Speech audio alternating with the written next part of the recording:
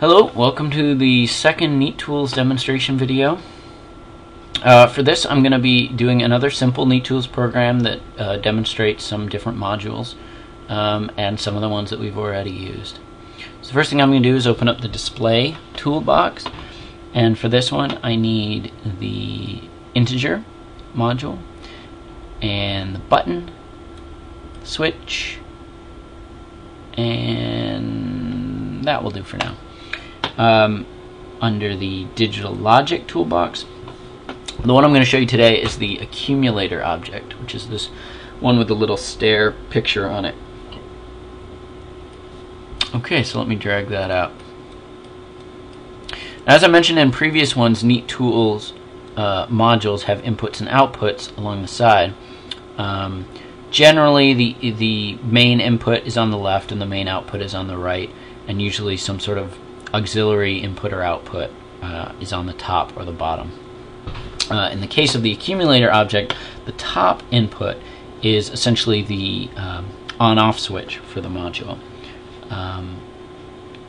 So if, for instance, I connect the button to the accumulator and then the accumulator to the integer, and I press the button, nothing happens, and that's because the accumulator object hasn't been enabled. To do that, I need to give it a signal, and the easiest way to do that is just to use a switch object.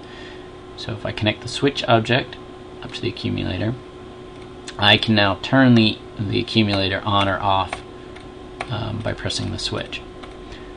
So let me turn the switch on. So now the accumulator is on. So now when I press the button, you can see over on the right hand side here, the integer increments by 1 every time I press the button. And that's pretty much the accumulator object. One further thing I'm going to show you, just to demonstrate another module, also in the digital logic toolbox, there are these timer objects down here at the bottom. And from 10 milliseconds up to 1,000 milliseconds, and you can further tweak those if you want. Just for my purposes, I'm just going to use the 500 millisecond timer.